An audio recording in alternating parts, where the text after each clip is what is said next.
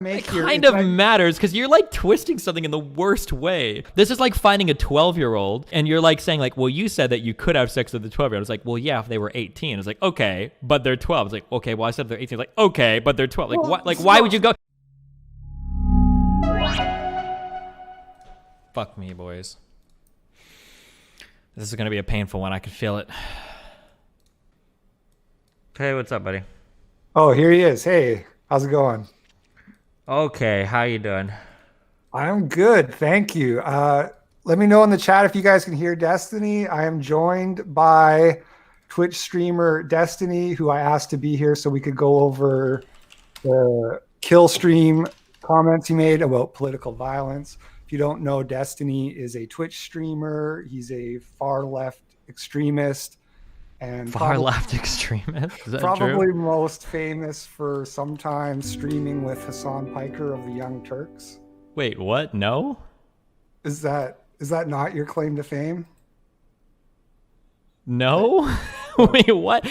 So I'm one of the first streamers to ever professionally stream, and I've been here for 10 years, and Hassan is a very small part of what I do, and any of my actual lefty fans that would hear you describe me as a far leftist would like laugh hilariously, but okay. Oh, okay. Well, yeah. So we're gonna talk about political violence. If you don't mind, Destiny, I'm gonna do like an intro, like a 3 to 4 minute little, just my position and why I asked you here and that. And then, of course, you can have your own 3 to 4 minutes to respond if that's cool, like with a rant, and then we can get into just a unstructured back and forth. Yeah, go for it.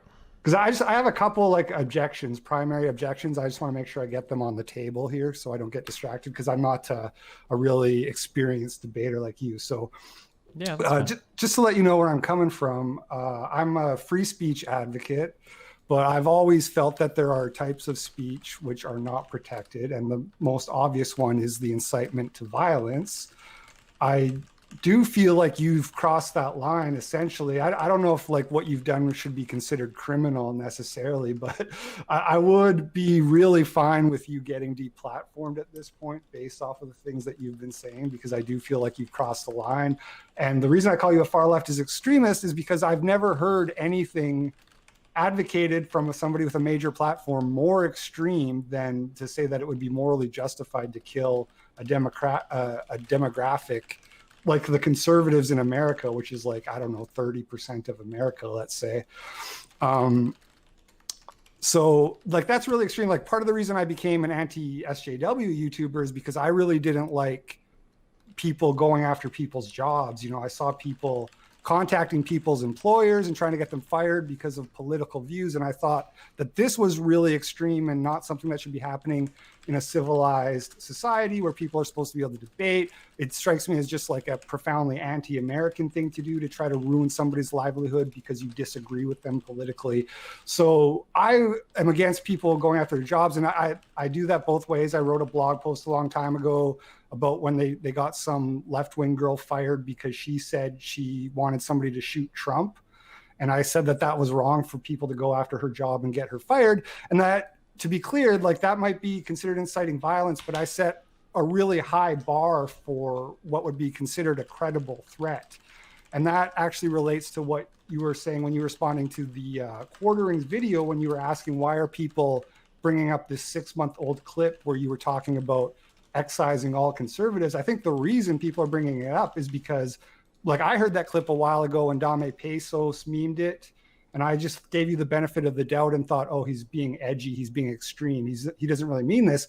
When you go on the Ralph retort though and you say I'm totally serial, I think it would be morally righteous to kill conservatives, that puts it in a different context where now people can say, okay, hold on, what's going on here? So that's my first objection, is that I just think not only is what you're advocating for not morally justified, but it's morally repugnant and it absolutely extreme. I can't imagine anybody saying that that's not an extreme position. And my second objection, which is lesser, but I'll just throw it out there, is that the way you've argued for this strikes me as incoherent and like lacking in any kind of conviction. And I just feel like the more extreme position that you're going to argue for, the more well-founded that belief system should be. You should have put, if you're going to advocate for violence, you should have put a lot of thought into this, you shouldn't just be kind of waffling and saying, yeah, I guess it's okay, I don't know, and just sort of like just being incoherent and essentially weak in your conviction on something like that. So those are my two arguments, and that's my opening statement. You can feel free to respond if you like. Yeah, sure.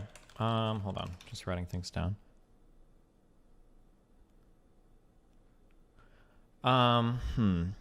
Normally I would do these with responses, but I guess I'll just talk a lot and then we can go back and forth.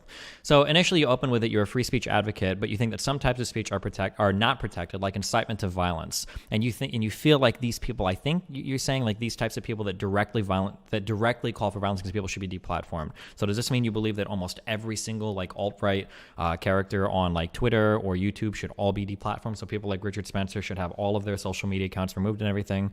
I'm guessing you don't believe that, but I guess we'll get into that when we start talking, because I would say that like calling for like an ethno state or the deportation of people that are of a different skin color sounds like pretty like big advocacy for violence to me.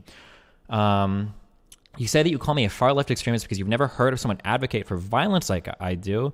I don't know if you would consider like the founding fathers of the United States far left extremists, but I mean like political violence has been like a big part of our country for a long time.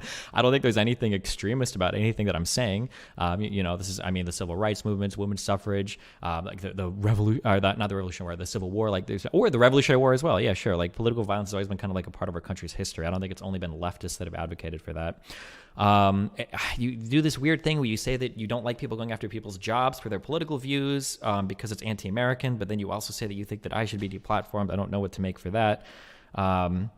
You say that you set like a really high bar for credible threats. So you were mad that a girl that said that Trump should be shot was deplatformed. But then when I say things like I think that political violence can be justified, you think that is a credible threat. I'm sure we'll talk more about that.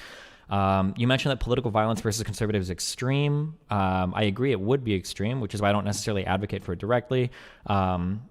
But I mean, conservatives do a lot of extreme things as well, but I guess we'll get into that when we talk. You say that my views are incoherent. I understand why you feel that way. I know a lot of people do. The nuance or the kind of like the line that I walk is I say like, I believe that political violence could be justified. I personally don't advocate for it though, because I don't think it would be an effective way of getting anything done. I don't think that we should all be out in the street like having a giant fucking bloodbath, because we're probably not going to accomplish much of that way. But yeah, there you go. There's my, okay. Where do you want to start? Okay. Should we just go through those one by one? Yeah, sure. Wherever you want to start. Can you fire off the first one again? Because I didn't write those down. Yeah, sure. So in the first one, you say you're a free speech advocate, but you agree that there are some types of speech that are not to be protected, such as an incitement to violence, which is something that I kind of agree with. Yeah. Okay. So I guess in order to get to the bottom of this, so there's this kind of like wishy-washy thing you do where you say that it would be morally righteous, but that you don't advocate for it. You don't think that that's like that morally justifying something is the same thing as advocating for it. Just because you might be in the moral right to do something, I don't think it's necessarily the most effective way to get something done. But somebody could do it and you would support the action. Yeah, maybe. Yeah.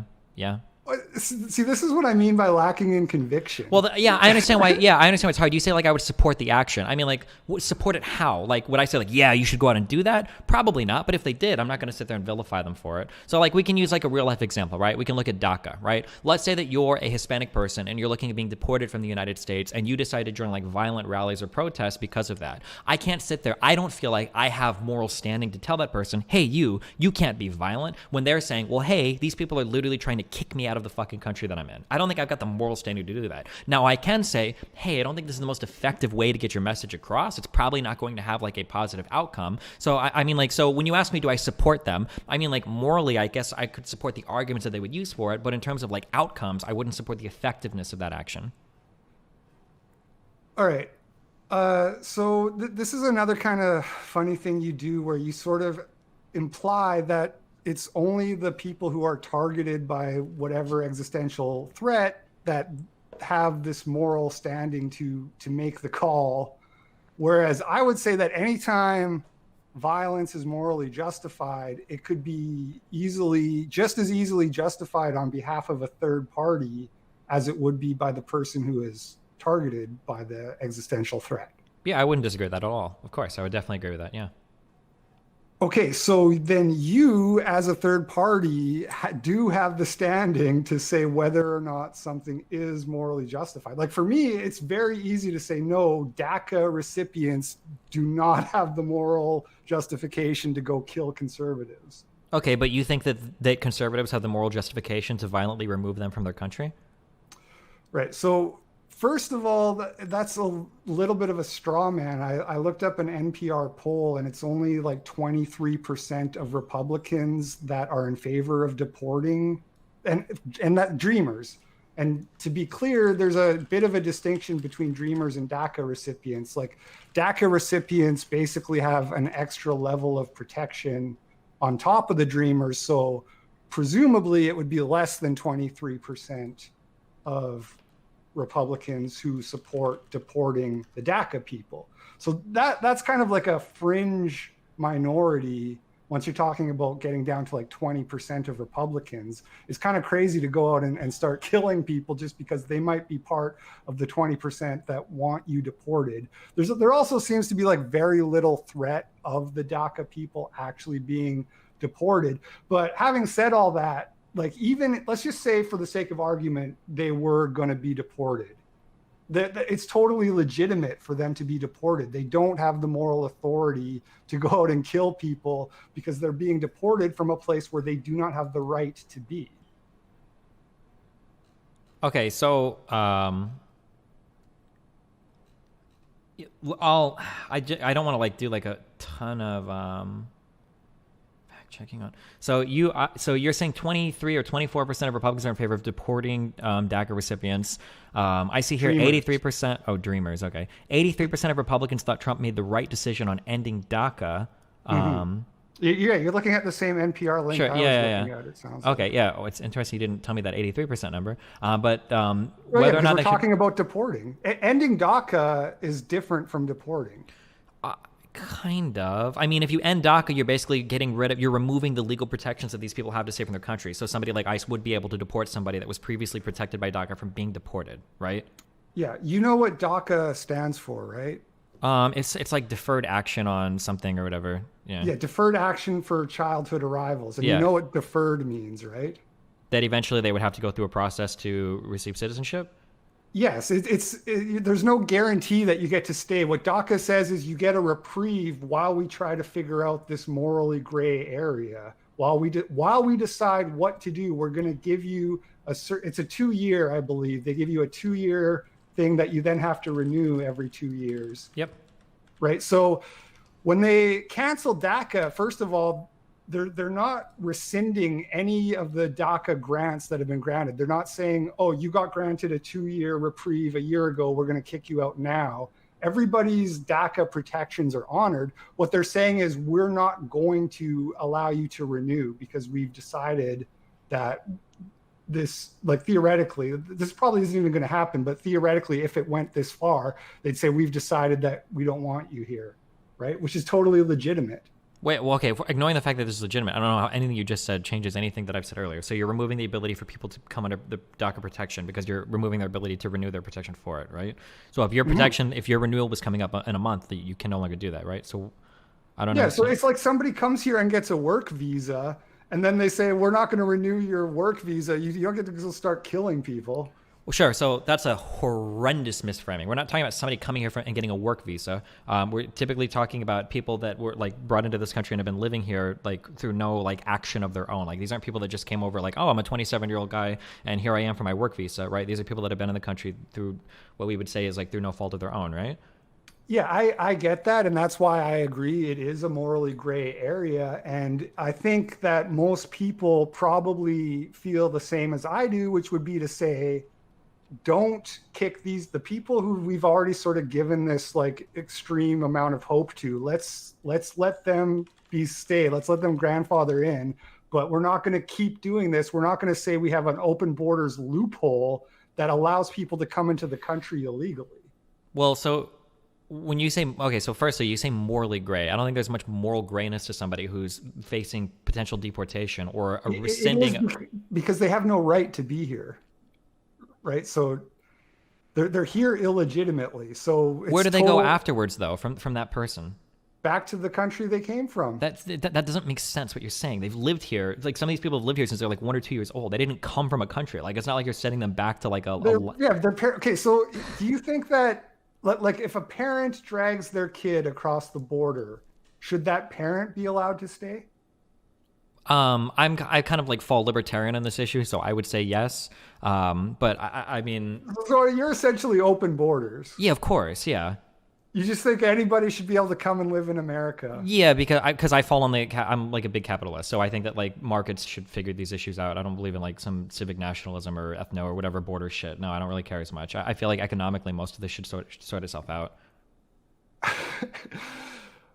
I mean, okay, well, like I guess that explains your position, but there are laws, there are rules, and they're there for a reason, whether or not Yeah, you like agree with DACA them. is one of them, right? Yeah, but also democracy allows for corrections where stuff like that can be rescinded. Sure. So it's all like a legitimate, lawful process to rescind that and to say, okay, you guys have to go back. Yeah, sure. But you don't think that those people that are facing possible deportation can't feel like their lives are under threat, that they might have like the moral authority to take extra legal actions? You don't think it's possible that they could feel that way? They can feel like their quality of lives are under threat. And if they were facing deportation, their quality of life would legitimately be under threat. But that doesn't mean that they get to go start punching random people who maybe don't support what might possibly happen to them. That's just ridiculous. What if you were to find out that you were brought here at the age of 2 and this isn't actually your home country and that people were facing to deport you and they felt like they had rule of law on their side? Do you think that you should just suck it up and take it? You just have to leave? Yeah, I mean, I'd be probably getting like British citizenship or like Irish or Scottish because that's what my background is. So I'd be cool with that. Okay. I feel like I don't have most to go people back to some wouldn't. shithole like Maybe you're super chill Mexico. with it, but I feel like most people don't like the idea of being removed from like the country that they identify with. That's a pretty egregious action of a government to take to remove you from, I guess, the land that you're kind of like born with and identify with. But They're not born here. Most of them were not like 1 years old. I'm sorry, not born here, but like that you've like lived here like most, at the very least, most of your like adolescent and adult life. Maybe you wrote up here when you were like 4 or 5 or 6. I don't know what the average age of like a DACA person is, but they clearly don't identify as like, oh yeah, the home state of like Mexico or like my country of like whatever other place you know El Salvador or some shit. Like, oh yeah, I'll gladly go back there. I remember I was there when I was 4. Like, I mean, I think a lot of them do identify with their heritage, but I'm not going to get into that argument because it's kind of pointless. But let me throw an anecdote or like a hypothetical. You like these hypotheticals, right? yeah, they're a good way to make arguments. Yeah. Okay, I got a hypothetical for you. Let's say that you got this 12-year-old gay kid, right? Okay. And he runs away from home because his parents are like hardcore Christian conservatives who beat him every day, trying to beat the gay out of him. So now he's homeless and he's got to live on the streets and he starts turning tricks. And he meets this guy who spikes him with acid and ecstasy and does a bunch of other things that I won't get into. And then you, Destiny Stephen Bonnell, third of your name, you wake up in your like lavish house in LA and you hear a sound in the basement and you go down there and you see this naked homeless gay kid and he's totally disoriented. He doesn't know how he got there, what the fuck's going on. And you say, well, look, man, you got to get out or I'm calling the cops. You can't stay here. And he says, Stephen Bonnell, I can see that you are an honorable man. Can I stay here for 2 weeks while I try to get my shit together and just figure some stuff out? And you're a good guy, so you say, okay, I'll give you 2 weeks, you know. And then I want to know at what point, as the 2-week deadline approaches, does it become morally righteous for him to kill you in your sleep with a claw hammer? I don't think I would ever accept him initially to stay here for 2 weeks. Oh, so it's this ollie oxen free thing that once you've granted a certain time period, then you can't rescind it. As long as we never gave DACA, then it would be okay to kick them out and they wouldn't have them. Well, no, I'm not 16 years old, so I would recognize that there's a difference between like personal responsibility over somebody else's well-being versus having like a state that has dedicated branches of government that deal with that. This is the same tier of argument as somebody saying like, oh, well, you're in favor of open borders. Well, then why don't you house 20 immigrants like inside your bedroom? Well, because there's a huge difference. Totally legitimate. Well, it's not though. Like Yes, it the is. state takes on different types of responsibility. Like for instance, I don't hire like a personal military to go do war with other countries, but I pay taxes for a military and I'm part of NATO and the UN. Like that's a totally different thing. The state, because we pay taxes to a federal government, the state has different types of responsibilities that a personal person doesn't, that a private citizen doesn't have. I don't think like a private citizen has a responsibility to give homeless people like money on the street, but I do think that as part of our taxes, like the federal government should probably have the responsibility of taking care of these people. These are two totally and wholly different things. So it's okay for the state to take money out of my pocket and give it to people who come here illegitimately breaking the rules, but it's not okay for me to say if somebody sneaks into your house illegitimately, you now have some kind of obligation to take care of them. Correct. Yes. Okay. I can talk about the differences, but do I really need to tell you the difference between compelling like a state to do something that is like funded by all taxpayers, that has institutions that the difference between that versus like an individual having to make a very large personal? Do I need to talk about the difference between those two things? Or right, but I, as a taxpayer, surely have the right to vote against allowing those people to stay. Of course you do. Yeah, you absolutely have that right. Of course. Yeah. But it would be morally righteous for people to kill me. Yeah, they could. They feel. Yeah, your vote is responsibility. Now, what do you believe that it would be morally righteous to kill people who vote conservative? Yes or no? Because you really wiffle waffle. No, I'm not really. I mean, I've said this like a million times. No, I don't. Like, I'll be as clear as I can be. I think that a lot of people could be morally justified in doing so, right? I think there's a lot of countries. What the fuck is could be? Are they or aren't they? When people go to the polls and they vote for people that do measurable harm to your existence, whether it's kicking you out of a country, whether it's revoking your health care, whether it's voting to bomb the fuck out of a country you're in. You're not a citizen of, Destiny. What? You're not a citizen of the country, so you don't have a right to I'm a citizen of the United States. So what I'm telling you are the DACA kids aren't. Okay. But I'm saying that other people could feel justified in taking action against you for what you vote. So, for instance, like a foreign citizen could feel justified in taking action against the citizens of a country that do. We even believe this in America right now. Or maybe you don't, because I don't know if you're a fucking alt-right or not. But a lot of people in America, for instance, think that it's righteous for Israel to bomb Palestine because Palestinians keep voting in Hamas, right? That's literally the same type of thing. Like, well, fuck it. We can kill Palestinian citizens all day because they fucking vote for Hamas that enacts violence or tries to against Israeli citizens. This isn't like a controversial position. People just freak out because they're really uncomfortable having to take responsibility for the positions they vote for. But yeah, if you're voting for things that are going to do measurable harm or disastrous harm to people's lives, like kicking them out of a country or like destroying their healthcare or bombing the fuck out of other countries, then I think that, yeah, there is some responsibility that comes along with your vote, and you need to be prepared for the other actions that people could take against you. Yeah. Okay, but here's my problem, and why I keep saying that you're wiffle waffling is that you keep using these terms like it could be justified, and then you give these hypothetical examples or whatever, but I'm trying to get to the core of what you personally believe. Personally, I don't think that you should enact violence over stuff like this because society would turn into a fucking shit show. It would be fucking horrible if everybody started killing each other in the streets over this stuff. Nothing would get done. To be honest, the people on the left would probably fucking lose because most of them can't. Well, most people on the right, I guess, don't shoot either. But like, it just probably wouldn't be good for society at all. It'd probably turn things into a huge shit show. But I don't like the fact that people feel like they have no responsibility over what they vote for. So I think they should acknowledge that there are people that could take violent actions against them and be wholly justified in doing so because of the types of people that they vote in. So you think that it would be morally justified to start a shit show bloodbath? Depending on like the type of person you are, how you're impacted by certain policies or how you feel about certain policies. Yeah, I do. See, this is again back to this. If you're impacted, then yes, but that's a distinction that doesn't seem. No. I'm sorry. I shouldn't say if you're impacted. This is just not a position that I feel like very like strongly about. Like again, like I've said a million times, I don't advocate for people going out in the street and like enacting like violent acts against people. And this is my problem: is you're advocating the most extreme. But I don't advocate it for it. That's the problem. The problem is that like no. I don't feel strongly about it. Like hey, I don't feel strongly about it because it's not a position I advocate. No, but I don't. You want want to kill a bunch of people, I suppose, you know, whatever. Yeah, so I know this is really hard for you to follow because people like to like clip out these one things that they feel like they can like slaughter me on, but this is just not a position that I feel very strongly about. But my position is not controversial. This is a position that has been backed historically for all of human history. Like, it's so hilarious to see like online, like internet warriors like laughing at the idea, like, oh wait, you think that you can enact violence against people just because of the policies they wanted? Of course. That's how all of human history has worked. It's the history of our own country. It's not a controversial position.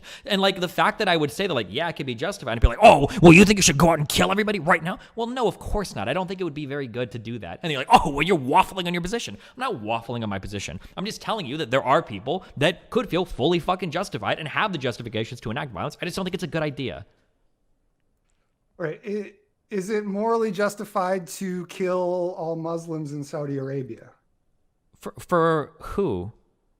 Anyone. I don't know. I guess if you were part of the people, like, I mean, probably. It depends on, like, what you're looking at, I guess, Again, right? Like, if you're well, no, hold on. I have this fucking thing. I know that you're used to, like, spitting out, like, one or two fucking answers because you get your marching orders from some shitty fucking Daily Stormer blog or something. But no, I have to think about it. I don't know. Like, so if you're asking me, like, is it morally justified to take action against, like, a Sunni state that funds, like, Sunni extremism, like, in the Middle East? I don't know. There are probably a lot of people that could feel that way. If you're somebody, like, in fucking Yemen, or if you side with the people in Yemen that are having their existence fucking destroyed by people that are funded by people that live in Saudi Arabia, yeah, there are probably people that could feel that way, you know? Even if you're somebody from the United States that identifies with these groups of people or think that, yeah, sure, you probably could, man, yeah. I'm just trying to get to the core of how you feel and what you believe. So you could just ask me and I could tell you the core of what I feel, I believe. I'm trying to. Oh, sure, okay, yeah.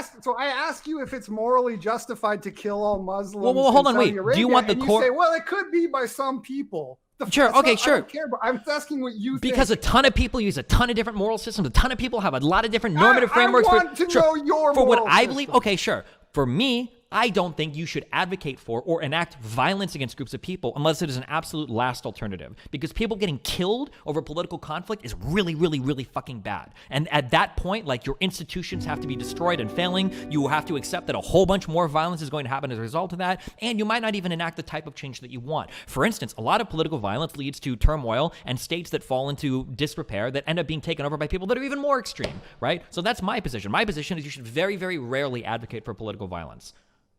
Okay, so we agree then fundamentally. Like, you've totally walked back, I would say, what you've been saying on the kill stream and stuff like that. You say like what I've been saying, like this is a huge talking point. So again, I implore you to talk to like a fucking historian or something. My position is not one that is extreme. Everybody throughout all of history has enacted violence. No, your position that you just laid out is not extreme because you said you're against the violence. So yeah, but I haven't walked. This has been my position. position always. I've never walked this back. I think there's like one clip of me, I think talking to Dr. Lehman like 6 months ago, I'm like, fuck, I fucking hate conservatives. I want to fucking excise all over my country. But like, other than that, like one clip where I'm like super fucking like heated and memey or whatever, I've always followed it up with, I don't personally advocate for political violence. And every single time, you can ask my chat, you can ask, I probably even said it during the fucking kill stream. But like, yeah, I don't sit here and advocate for people to go out and enact political violence. It's a pretty short-sighted thing to do. What you said is that you would defend the position that it's morally righteous to kill conservatives. Yeah, sure. I guess it could. I would have to see the exact quote in regards to what I'm talking to. I think that there are people that could make those arguments, though, but I would not advocate for it. I know it sounds like really hard for you to grasp like these two ideas. It's hard. It's just that it's meaningless. There are people who could make any kind of argument. Like, who fucking cares what other hypothetical people might say? You know what I mean? How is that? Okay, here's a question. How do you feel about Second Amendment rights? Useful? Do you think the Second Amendment is really important? Something you should know about me is I'm Canadian. Oh, okay. All right. So a lot of conservatives in the United States, and I guess maybe around the world, that are attacking me over this would have been the same conservatives saying that, like, you have the moral authority to kill people from the federal government that come to your house to try to take your guns. As Americans, we feel real strong about the Second Amendment. And where people were talking about Obama trying to take our guns, a lot of people are like, oh, well, they could take it over my dead body. Like, I'm going to stand and fight. And like, people were totally okay making those arguments. Now, I kind of like the Second Amendment as well, just because I enjoy like personally shooting and whatnot. And I would probably say, like, sure, if you felt like your guns were under threat of being taken from the federal government, and that was like a really important right to you, yeah, you could probably morally justify, violent action against the government in that state, sure. But I'm not going to advocate for it. I'm not going to say, oh yeah, we should go to fucking war with the government to protect our guns. Like, I don't. Can you understand the two differences there between advocating for something versus saying like you could make like a reasonable argument for it, or? Yeah, I mean, it's kind of meaningless though, because you're saying that there's something that's moral, but that you're against it. It's kind of like a double think. It's Well, it's not moral, a but double I'm thing. It's against like it. it's a question of like meta ethics versus normative ethics. So the difference is that the framework through which I view everything is a very consequentialist framework. So what I do is I look at, or what I try to do is what would produce the best possible outcome for my country. The best possible outcome, right? And if one of those outcomes is ensuring that most people that live here are allowed to remain here and be happy, and now I'm looking at like people who are in the DACA situation who are saying like, oh, well, I'm going to be removed from this country. I don't think that them enacting political violence helps my framework of let's do things that make most number of people happy, because that's going to lead to a lot of things being fucked up. However, if you follow the normative ethical theory of deontology and you feel like an action in and of itself can be justified without looking at the consequences, somebody like that would say, oh, well, somebody is coming to kick me out of my country. I can enact violence against them.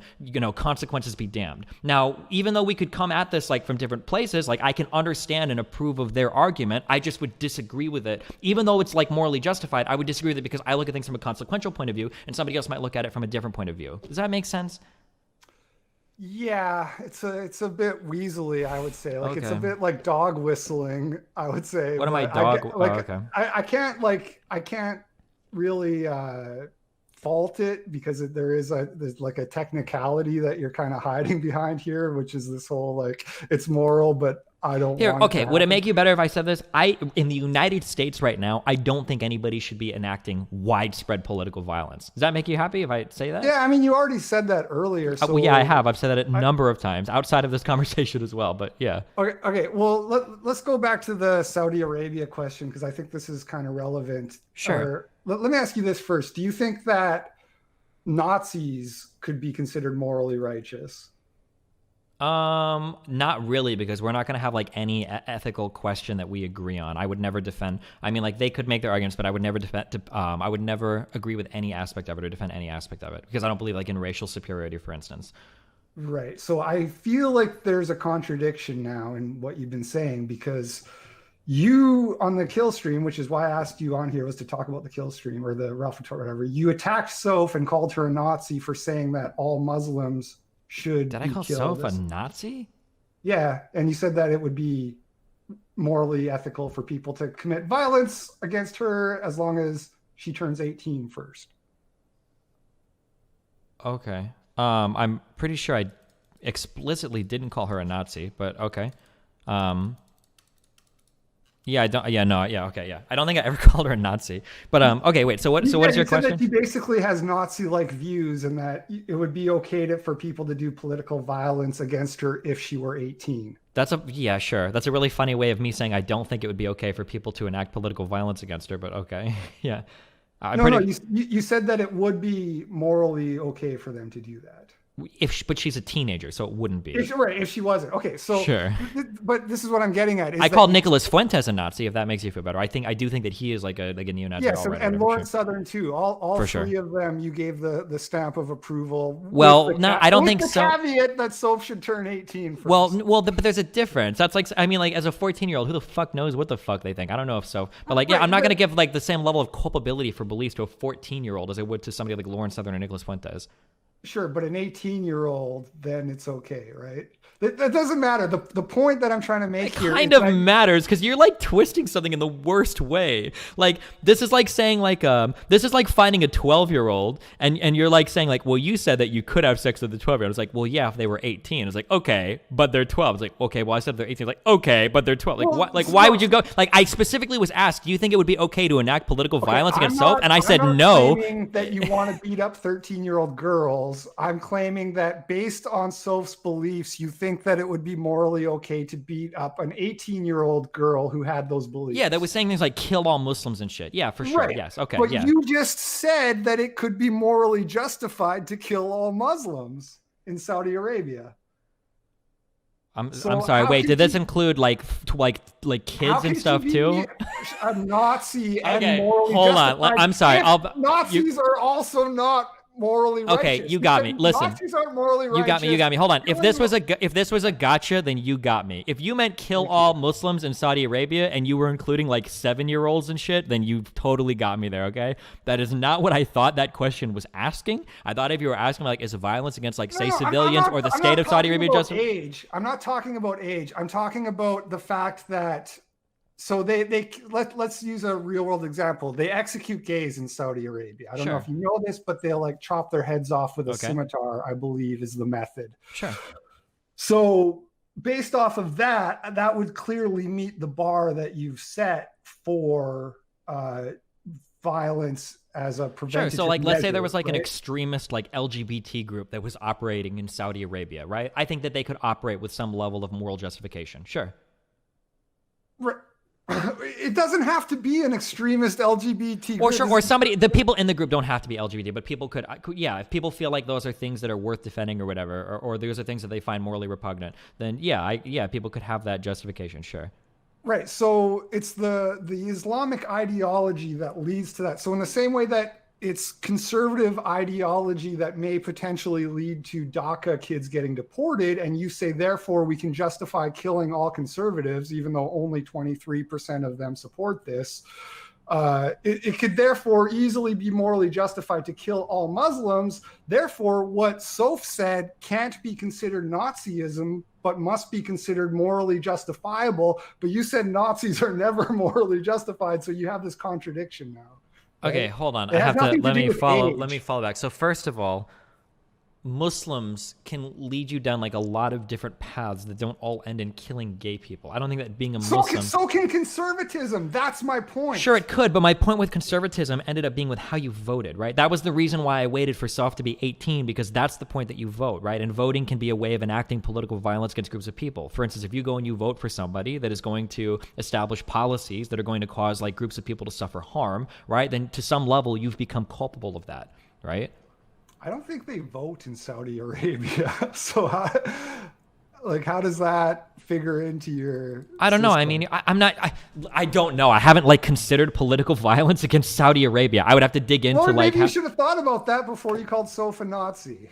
I don't think that a conversation about Saudi Arabia has. I don't think I need to talk about Saudi Arabia. First of all, and I did not call Soph a Nazi. Okay, and also I don't know what Saudi Arabia has to do with this discussion. I don't think I need a history in every country in the world to have a discussion on political violence. Well, the context is that Soph made comments about Muslims. Right? Yes, which I think is bad. I don't think you can make blanket statements about all Muslims. There are like a huge variety of Muslims that have like a huge variety of beliefs. I agree. I think Soph agrees with that, as she said, but I think the same applies to conservatives. Except in the United States, if you're voting for like one party, you're kind of like hardline voting for like a pretty like concise set of policies that you're looking at. Like conservatives all voted on board with, for instance, defunding the Affordable Care Act. Like this isn't something that like a lot of conservatives had trouble doing. Like this is something that pretty much everybody voted in favor of. Right. Well, the problem with this argument, and the quartering even brought this up in your discussion with him, is that you can use the same logic to justify killing Democrats because so both parties, you got a two-party system. You got both parties that can be accused of doing things that are existential threats to somebody. Therefore, you can justify killing. So you've created this moral system where everybody who votes in America could be morally righteously killed. Sure, depending on the doesn't sound like a good moral system to me. That sounds like a really shitty moral system. It does sound like a shitty moral system, but it's only because we live in North America and we don't think about the consequences of our actions in any other fucking part of the world. Now, after the quarterings conversation, you have two choices to vote for. Whose fault is that? I would say nobody's. It's the American public and the way that they vote. I don't think that crying that you only have there's a reason why we only have a limited number of politicians to vote for, and it's because that's typically what Americans are interested in. Now, we can blame, the corporations or something else, but at the end of the day, we live in a democracy and we vote in the way that we do, and that's the way that things go. Like, people complain that we only had Trump versus Hillary. There were a lot more candidates in the primaries that didn't make it through. Not maybe on the Democrat side, but especially on the Republican side. And I just think it's really absurd. Now, again, to quadruple back to my original point, I'm not advocating, because using my system, almost anybody could kill fucking everybody around the fucking world. I acknowledge that. I just don't like the incredible short-sightedness that an American or a North American would say when they go, well, I think it's really extreme that you're talking about how we can act political violence on anybody. Meanwhile, you've got people in Yemen being fucking obliterated. You've got Syria that turned into a fucking failed state. You've got all sorts of shit happening in fucking North Africa with fucking Libya, all over fucking South America and Mexico because of American policies. And then, like, as soon as an American is told, like, hey, people could fuck you up because of what you do, they're like, whoa, what? Whoa, dude, that's extreme, man. Well, the foreign policies that we've supported as a country have been fucking over the rest of the entire fucking world. Like, that seems like the extreme position to me. Right, but I just feel like a system. So did you voted Democrat in the last few elections, I assume, right? Yep. Right. So you are morally justifying violence against yourself. To some extent, yeah. Look at how hawkish Democrat foreign policy has been. Yeah, for sure. There is no good. Why don't you fucking take your own medicine and vote for some third party who's not going to go? Because not enough other Americans Gaddafi feel the same. Libya, not enough other Americans feel the same way that I feel. Exactly. You don't really have a choice. It's not but your the majority fault. of America does. Let's say to enact violence against people for something like that they have no power over. It's way above. Here's what I'm saying. Let's say sure, but let's say somebody in fucking Yemen got their hands on a nuclear bomb and fucking nuked some part of the United States and it killed me or my family. Like, fuck, like that would suck and I would fucking hate for it to happen. But yeah, fuck, like, can I fucking blame them? I sure as fuck can't, because the policies that my country have supported have led to demonstrable fucking harm in a ton of other people's lives around the world. And it's really fucked, but like, I mean, I just don't like the idea that nobody takes responsibility for the decisions that their countries make or the decisions that their votes like lead to. I mean, I just don't feel like you have any power over that. Like you're putting way too much accountability on just the average citizen in America who's not out here. They have no say in, like, there's no referendum on whether or not we go into Libya. You know what I'm saying? You can't control these things. Okay. I mean, I disagree. I think that our foreign policy is a huge reflection of the American exceptionalist attitude that we've had over, at the very least, since World War II, where we feel like we do have the moral authority to step on any other country in the world as long as we're doing it for American interests. And I think that attitude is hardcore expressed in the way that we vote for people, and is hardcore expressed in the way that we approach other countries around the world. And I do think that America there are consequences for the way that you act. I mean, we've seen it in what's happened to us and things like 9/11 and shit. Like, there are consequences all over the world for American actions, and I don't like that voters feel like they share no responsibility in that. I think that's a ridiculous position to take. So you think that 9/11 is America's chickens coming home to roost? Absolutely, huh? Of course. This isn't even a controversial position. I mean, like, it's absolutely not. It is not a controversial position whatsoever. Oh, it is, because here's why, Destiny, is do you think that like the Philippines have terrorist attacks because of their foreign policy? Do you think that Sri Lanka has their churches bombed on Easter because of the Sri Lankan foreign policy? I have no fucking idea what in terms of the Philippines. Is no. It's no. That shit happens because of what you might refer to as weird Islamic bullshit. That's why that's so the whole history of imperialism for the past 300 years has been attributed to Muslims? Is that what? I'm not sure how you got. I have no idea what quantum leap we're making here. How we just went from American imperialism to weird Islamic bullshit. Can you connect the dots for me more, or? Yeah, sure. So there is no connection to imperialism. That's what I'm saying. Like, Muslims kill people everywhere they are. That's what they do. So why don't we see way more fucking terrorist attacks around the world? If there's almost 2 billion Muslims, what? We see tons. Muslims, there was a report Islamic extremism killed like 88,000 people in 2017. Compared to how much other types of extremism? 88,000 people sounds like a pretty low number given the population is like 7 billion plus. I mean, like, how many other types of extremism kill how many other types of people? It's an incredibly high number if you compare it to other forms of extremism. Yeah, what other? So how much extremists do like alt-righters or conservatives or religious extremists? It's a drop in the bucket by comparison. Can you? Well, okay, let me. I don't have the numbers.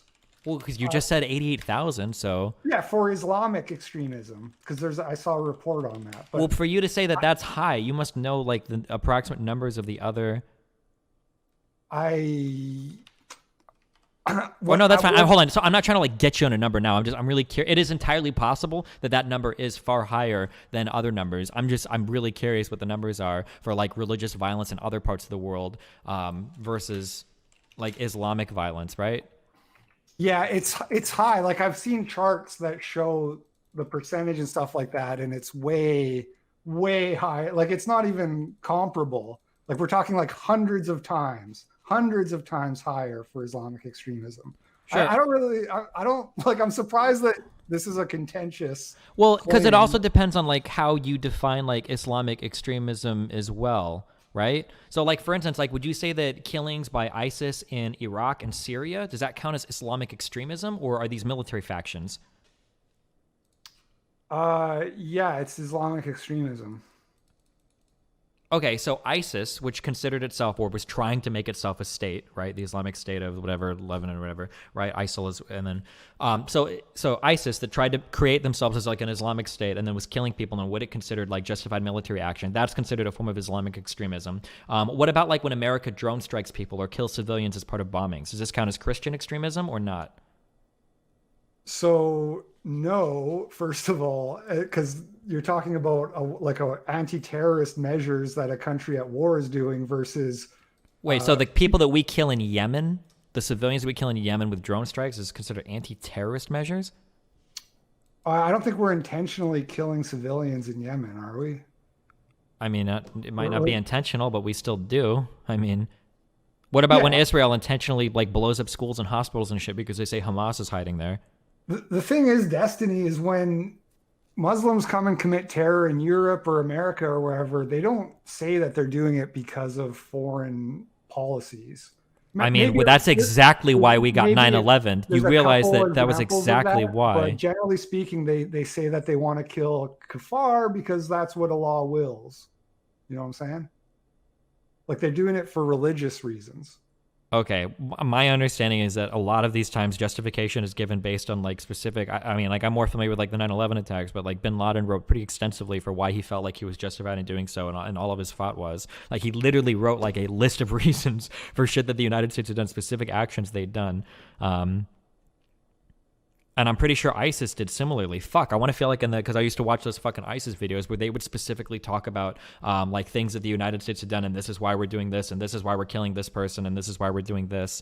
Like people, I don't know, like it's very weird that like when you start to dig into like the history of the Middle East, you just don't find all of these groups of people that are like, oh, we're just doing this because of religious reasons. Like generally it's because of massive geopolitical divides. Generally it's because of massive like favoritism shown by the government towards certain minority groups and not other groups, right? Like if you look at the Ba'ath ruling party in Iraq and the way that they treated Sunni minorities in Iraq, like none of this was just like, oh, Sunni extremism is here in Iraq because, oh, well, they're just religiously motivated. It's more like, oh, well, it's been an oppressed group of people for a long period of time that are being funded by other people in other parts of the world, and it's this huge geopolitical thing. It's not like Allah told me to do this thing, LOL, I'm a Muslim and I hate everybody. Like it's usually a lot more complicated than that.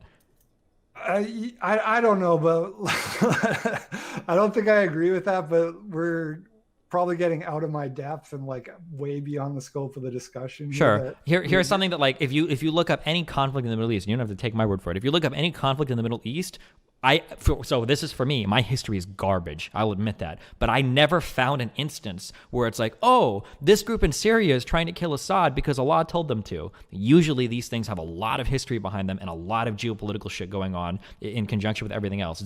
I've never seen anything where it's just like, oh, Allah commanded us and here we are. Yeah, I'm not equipped to have a real serious geopolitical discussion here. That's not what I signed up for. Okay. But I will just say, does not the Crusades and like the Muslims like taking Constantinople, you don't think there's religious? Okay, yeah, I agree. Let's not do the history thing, okay? Because all of this is like going to be really complicated in terms of like who started what and what went where. And like, yeah, we're not going to walk all the way back to the Crusades. Here's like a hypothetical question I'll bring up, okay? Let's say that you took a Muslim majority nation, and let's say that they went to war with another country, and let's say that their leader, their head of state, said, I when I was thinking about whether or not I should go to war with this country, I read the Quran, and Allah spoke to me and said that I should go to war with this country. Would you consider that like a form of like Islamic extremism, that these are like religiously motivated wars? Yeah. You really would? You'd think so? I know where this is going. Someone said that God told them to go to war. Right? Yeah, well, I mean, like Bush literally said that, right? Yeah, well, that's stupid. Okay, well, I mean, Trump said the same thing too, right? When Trump was running for the campaign, he said the two most important books were his book and the Bible. So, I mean, like... Yeah, but no. Saying that the Bible is important to you is not the same as saying God told me to bomb this country. Okay, well, Bush said that about going to war with Iraq. I don't know if Trump has made a similar thing about praying to God before bombing other countries, but I mean, it's crazy how much leniency we give to Christians, but then anytime Allah is mentioned for a Muslim, it's like, oh, well, that's definitely Islamic extremism. This is why I said I wonder what counts as like Islamic extremist killings, if a lot of this is like more due to like local conflict or something, you know, like when Turkish people kill like PKK Kurdish people in their country, does that count as Islamic extremism? Or when Syrians are funded by our CIA to try to dethrone Assad in fucking Syria, is this Islamic extremism? Like, I don't know. Like that's really complicated shit. Yeah, I mean, like, I already know what you're gonna say, but I'll just throw this out there anyways, is that I think a lot of people voted for Trump because they were under the impression that he was going to scale back foreign intervention and stuff like that. This is the same Trump that said we were going to bomb the shit out of them and we're going to kill terrorist families. I want the bordering conversation, so I know where you're going to go with it. Okay, yeah, I mean... Like, he made, like, contradictory statements there, essentially. Like I know a lot of people said that. I know a lot of people were pissed off when he... sent those missile strikes against Syria because they wanted to get out of all of that, and they thought Trump was going to get them out of all that. I think there's a difference between like drone strikes and essentially war against a country is probably the distinction that people are making. But I guess that's all I'm trying to say is like a lot of people who voted for Trump probably were under the impression that he was going to reduce foreign intervention. Whether that was a fair impression for them to be under or not is debatable. But I just think it's insane to say that we should target those people with violence because they voted for somebody who's doing something that the other party would also be doing. Okay, sure. All right. I don't really have a whole lot to add. Like, I think you've pretty strongly scaled back your advocacy for violence here in a way that I can agree with. And so, man, like, if you would have listened to like 5 more seconds of any of my conversations, we wouldn't have even had to have this conversation at all. How crazy is that? I mean, dude, I listened to the kill stream thing like 3 times because I made a video on it. There's other stuff you said in there that I disagreed with, but I don't really feel like we need to go into it. Because this conversation didn't go exactly how you'd wanted it to. Is that? Oh no, it went fine. I mean, I think you've basically admitted that you don't believe you don't have any conviction in the things that you've been trying to morally justify. You're just saying they're morally justified under somebody else's system, and I don't actually agree with it. So yeah, that's true. So from a normative ethics point of view, I would be considered a rule utilitarian, a form of consequentialism, where I look for what rules in society can we craft to make the best outcomes. I've never changed this position over the past several years. I don't advocate for political violence directly. And I think that I've pretty strongly shown your hypocrisy in how you called Soph a Nazi and said that. So I didn't call Soph a Nazi, but okay. Well, I'll see if I can find the clip or not. It might have been something like Nazi-like views. Sure, that's true. She did seem to have a lot of like pushing some Nazi-like views or whatever. Okay, so minor distinction there. So you said she has Nazi-like views, but then you base that off of her statement about Muslims. But then you also said that all Muslims could be morally killed. This is something that I noticed that a lot of conservatives have trouble with, and it's always like something that it really frustrates me, is this like inability to see nuance in anything. And like these conversations are so complicated, they're due a lot of nuance. So for instance, do you think that there's a difference between saying somebody might be homophobic versus somebody might commit to some homophobic actions or have some homophobic views? Do you think there's a difference, or are those the exact same thing for you?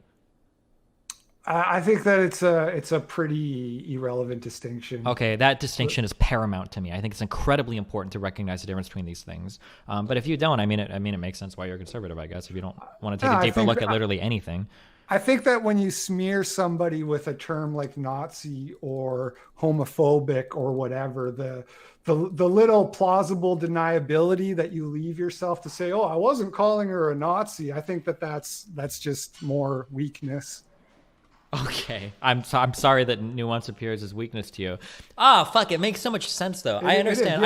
You have no conviction. No, in I the things you understand that, say. right? This is like the saying of like Trump is like a weak man's version of a strong man. Like to you, conviction means making simple statements that sound right, that offer no gray area, no room for nuance. It's like it's how you view the world, right? Like I wish everything just had a simple Muslim bad, America say what you good, mean. Just say what you DACA mean. bad. Don't- Like that's what it sounds like. don't- That's what you're saying don't to me though. throw Like out this fucking. you're like, totally unwilling to see the nuance in like any like these. Oh yeah, I don't know. I'm sorry. I feels like I'm just ad homing now, which I kind of am. So do you? I'll give you the final word. What do you got? No, that's it. I think that was fine. I'm not like running away or anything. I just like my other, I guess like some of the problems I had, just to let you know what those were. I don't want to kick off a whole nother thing, but like you're saying that white people and men are not targeted and conservatives are not targeted. But this was kind of part of your wiffle waffling, because you originally said you were being hyperbolic. Then you justified the hyperbolism by saying it's okay to make genocide jokes about non-protected classes. And Yeah, but- I understand. It makes sense. I agree. So, like, for instance, like if I say, like, you probably shouldn't make genocide jokes about black people, but it's probably okay about white people, that's like a contradiction to you, right? yeah. Yeah, I understand. For me to explain why you wouldn't buy it, and it would just sound like wiffle waffle to you, because all of this stuff is just, yeah. Yeah, Okay. I mean, there's hate crimes against white people, just like and I mean, specifically ethnic hate crimes. Black people specifically are the most disproportionately affected, but white people are the second most likely to be the victim of a hate crime in America, or at least the second most in raw numbers. I don't know about a per capita thing, maybe not, but like basically, there's hate crimes against white people. There's violence against conservatives that does happen. Right. So I just think that to say that they're not targeted doesn't seem accurate. Gotcha. Okay. So that's one thing. Another thing is that like you said the same thing about women and men, that women are oppressed or whatever, that they suffer systemic discrimination in America. I'm wondering if you've seen that study that came out in January of this year that looked at 134 countries and found that like 94 of them, men faced more discrimination, and America was one of those countries. I would love to see that, what this is referring to. I'd be very interested. You haven't seen this one? Nope. I can get you the link here real quick. Men discriminated in 94 countries. So like the normal way that I'll just send this on Twitter, DM. This is a Daily Mail link, but the link to the study is in there.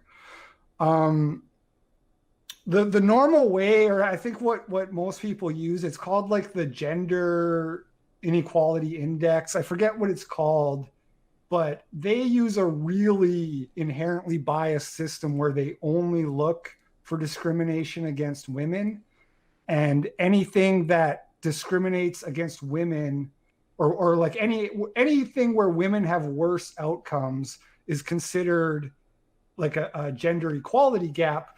But where women have better outcomes, it's actually considered like an anti-gap or whatever. Like it's considered good, so it doesn't register on the scale. So what they did was they actually looked at like both men and women and things like life expectancy, workplace deaths, and whatnot. And they found that in a lot of places, men are worse off. Gotcha. I'll take a look at that. Okay. Cool. Yeah, take a look at that. I think that's about all I had to say. There's some other topics I would potentially be interested in debating with you at another time. One of them is the whole incest thing. I think I haven't ironed it out, but I'm working on an argument that incest is immoral. So we can do that sometime if you're interested. And then the other one is circumcision, because I think you mentioned you're anti-circumcision. So I don't really care about that one, but But you really care about the incest one? That's a really important argument for you. I wouldn't. It's interesting. It's like it's a fun philosophical debate. You know, I don't think it's important, but Okay. it's just a philosophical argument that could be fun. I like that kind of autismo shit. Gotcha. All right, I think that's it, man. Okay, have fun, buddy. Yeah, you too. Cheers. Fucking Christ.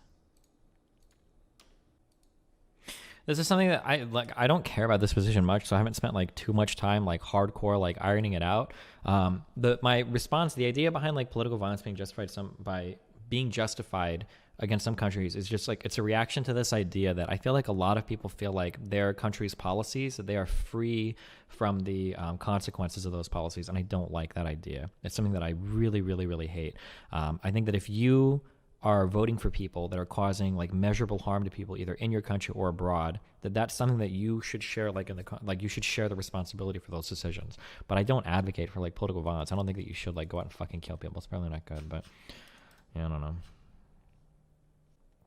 Was he a bad faith actor? I don't think that guy was a bad faith actor.